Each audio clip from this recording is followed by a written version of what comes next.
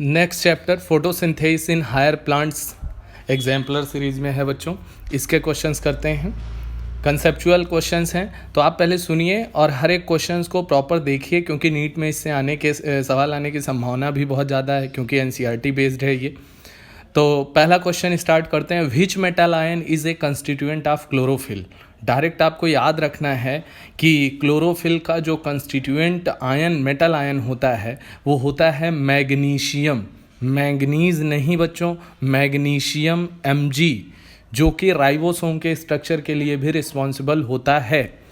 तो पहले सवाल का सही जवाब होगा सी ऑप्शन, जबकि आयरन नहीं होगा, कॉपर नहीं होगा, जिंक नहीं होगा।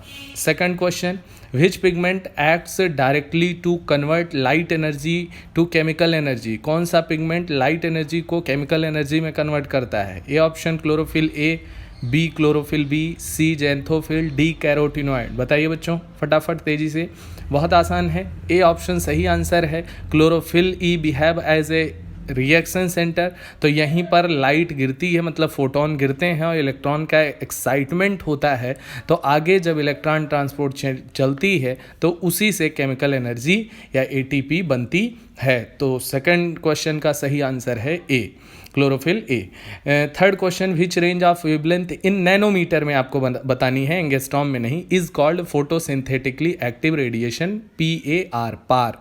बहुत फेमिलियर हैं आप इस सवाल से। 100 से 390 गलत, 390 से 430 गलत, 400 से 700 नैनोमीटर। क्या आपको लगता है याद होगा आपको? बिल्कुल सही, यही जवाब है। इकोलॉजी में भी हम लोग ये बात पढ़ते हैं, और अगर एंगस्ट्रॉम में हो तो 4000 से 7000 एंगस्ट्रॉम। डी ऑप्शन है 760 से 10,000, बट गलत है। तो थर्ड क्वेश्चन का सही आंसर है option number C.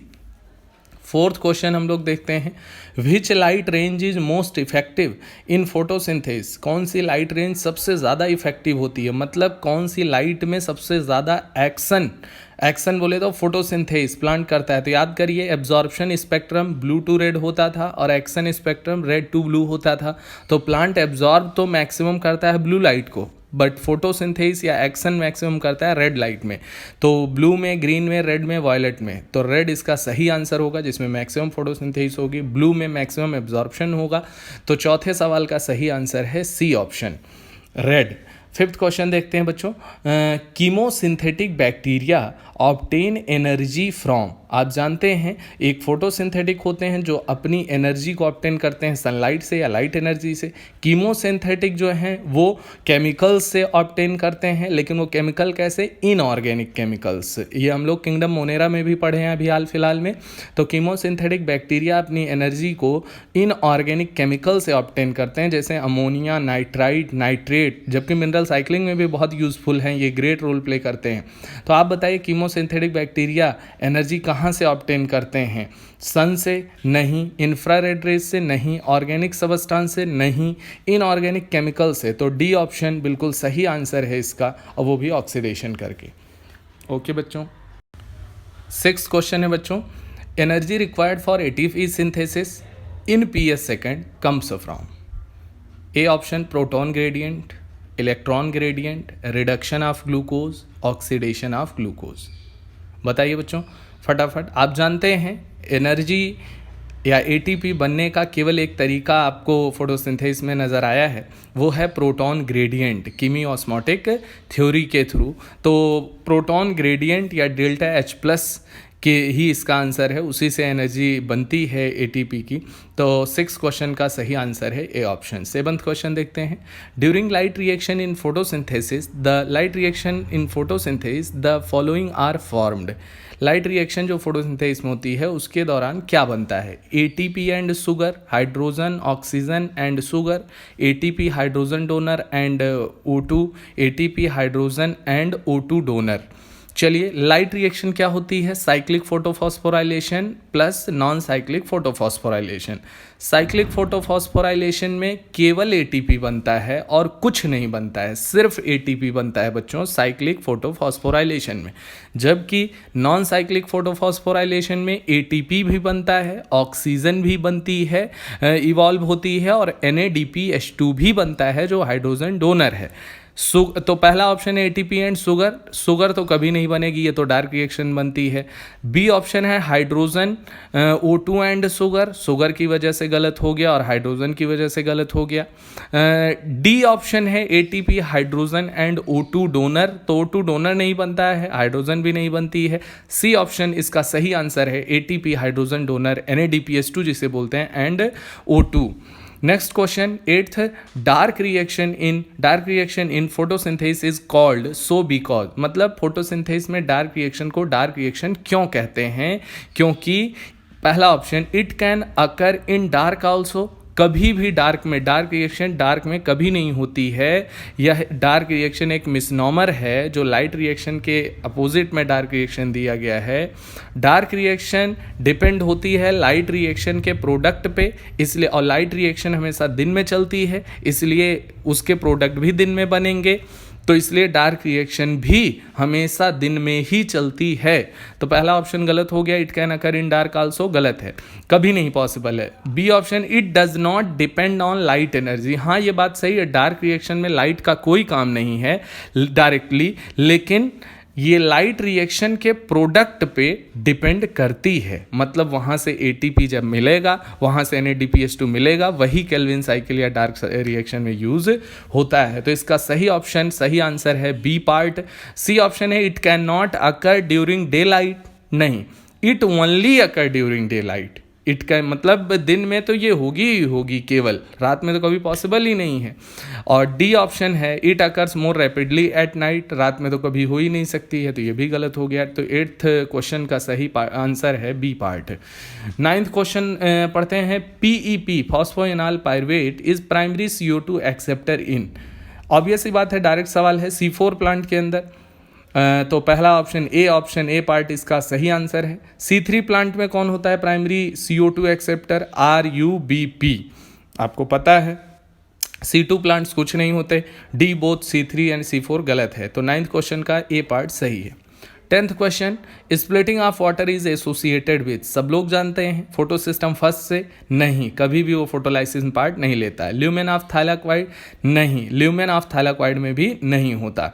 Both photo system first and second, बिल्कुल गलत है, कि जबकि केवल photo system second he splitting of water से एसोसिएट होता है। डी ऑप्शन है inner surface of thylakoid membrane, हाँ, थाइलाक्वाइड की यूनिट मेम्ब्रेन की जो थिकनेस होती है लिपिड बाइलेयर से बनी हुई, उसमें भी वो ल्यूमेन साइड, ल्यूमेन में नहीं, ल्यूमेन साइड, मतलब थाइलाक्वाइड मेम्ब्रेन के इनर सरफेस की तरफ, ल्यूमेन सरफेस की तरफ, स्ट्रोमल सरफेस की तरफ नहीं। तो 10वें सवाल का सही आंसर है डी पार्ट।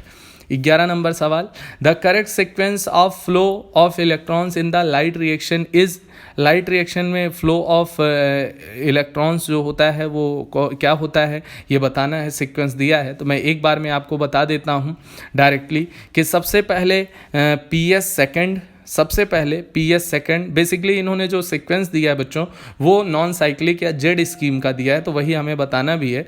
PS सेकेंड सबसे पहले, फिर फियोफाइटिन, फिर प्लास्टोक्यूनोन, फिर साइटोक्रोम BF, फिर प्लास्टोसाइनिन, फिर PS फर्स्ट, फिर FES या FRS, फिर FD फेराडॉक्सिन, और इसके बाद लास्ट में NADP प्लस के थ्रू जाके NADPH2 में बदलता है। तो इनका जो ऑप्शन है वो पहला देखिए, PS सेकेंड, हाँ सही बात है।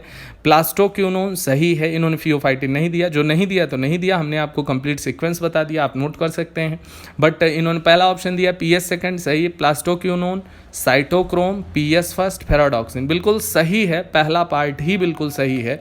अब देखते हैं बी पार्ट क्यों गलत है। PS फर्स्ट गलत हो गया, आगे पढ़ना ही नहीं। सी पार्ट PS फर्स्ट गलत हो गया, डी पार्ट PS फर्स्ट गलत हो गया, तो 11th क्वेश्चन का सही आंसर है ए पार्ट। 12th क्वेश्चन देखते हैं, the enzyme that is not found in A C3 plant, कौन सा एंजाइम ऐसा है जो C3 प्लांट में नहीं पाया जाता है? वैसे तो कायदे से सारे एंजाइम जो प्लांट में होते हैं वो कॉमनली पाए जाते हैं। जैसे ये पहला ऑप्शन पूछ रहे हैं कि C3 प्लांट में कौन सा एंजाइम नहीं होता है, पहला ऑप्शन दे रहे हैं RUBP कार्बोक्सिलेज, अरे ये तो होगा ही होगा, बिना इसके तो कार्बोक्सिलेशन रिएक्शन ही नहीं हो सकती है, रुबिस्को की बात कर रहे हैं, तो C3 प्लांट में होगा ही होगा। दूसरा है PEP कार्बोक्सिलेज, हाँ होता तो है ये C3 प्लांट में भी, बट इसका वर्किंग नहीं है। तो आप NCERT के बेसिस पे ये आंसर करोगे कि PEP कार्बोक्सिलेज या पेप्केज C3 प्लांट में नहीं पाया जाता है। NADP रिडक्टेज पाया जाता है लाइट रिएक्शन के नॉन साइक्लिक फोटोफॉस्फोराइलेशन में पार्टिसिपेट करता है। ATP सिंथेज बिल्कुल होता है, साइक्लिक और नॉन साइक्लिक दोनों फोटोफॉस्फोराइलेशन में पार्टिसिपेट करता है ATP सिंथेज में लाइट रिएक्शन में। तो 12th क्वेश्चन का सही आंसर जो है अपने पास वो है बी पार्ट, PEP कार्बोक्सिलेज या फिर पेप्केज। ये C3 प्लांट में नहीं होता है, ये C4 प्लांट में पाया जाता है।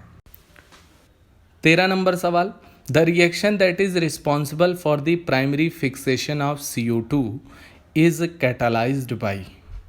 मतलब जो प्राइमरी फिक्सेशन ऑफ CO2 है वो रिएक्शन किसके द्वारा कैटालाइज की जाती है।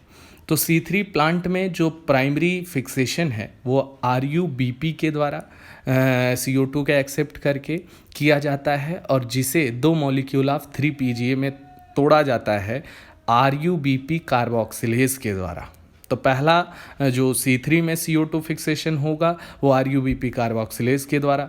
C4 प्लांट में यही प्राइमरी CO2 एक्सेप्टर PEP हो जाता है, जो कि PEP कार्बोक्सिलेज या पेप्केज के द्वारा ऑक्जेलोएसिटिक एसिड में कन्वर्ट किया जाता है, जो फर्स्ट स्टेबल प्रोडक्ट भी है C4 प्लांट का। तो दूसरा आंसर है C4 प्लांट में PEP कार्बोक्सिलेज या पेप्केज। तो बताइए, इन्होंने C3 C4 नहीं पूछा है, दोनों आंसर देने पड़ेंगे। तो हमारा आंसर है RUBP कार्बोक्सिलेज और PEP कार्बोक्सिलेज। ऑप्शन पहला पढ़िए, RUBP कार्बोक्सिलेज, हाँ सही है। PEP कार्बोक्सिलेज सही है। RUBP carboxylase and PEP carboxylase ये मोर करेक्ट है और यही आंसर है, क्योंकि C3 C4 दोनों के बारे में बात कर रहा है। तो C option is the right part. D है PGA सिंथेटेज, तो ये गलत है। Next question 14 number, when CO2 is added to PEP the first stable product synthesized is। मतलब कि CO2 जब PEP के साथ ऐड होती है, आप जानते हैं PEP 3 कार्बन का होता है, CO2 में 1 कार्बन है, और PEP प्राइमरी एक्सेप्टर है C4 प्लांट का। तो फर्स्ट स्टेबल प्रोडक्ट जस्ट पिछले क्वेश्चन में ही हम लोगों ने डिस्कस किया है। तो PEP plus CO2 catalysed by PEP carboxylase or PEPcase gives one the oxaloacetic acid या ऑक्जेलोएसिटेट 4 कार्बन कंपाउंड। तो पहला ऑप्शन है पाइरुवेट, गलत है, 3 कार्बन का है। B ग्लिसरल्डिहाइड 3 फॉस्फेट 3 कार्बन का है। फॉस्फोग्लिसरेट 3 कार्बन का है, गलत। ऑक्जेलोएसिटेट 4 कार्बन का है, बिल्कुल सही आंसर है। तो ये फोटोसिंथेसिस के 14 सवाल और उनके सही आंसर, तो ये आप ध्यान रखें। और फोटोसिंथेसिस अच्छे से रिकवर भी होगी, इससे बहुत सारी चीज़ें रिकॉल भी होती हैं। ओके, गॉड ब्लेस यू बच्चों, थैंक यू।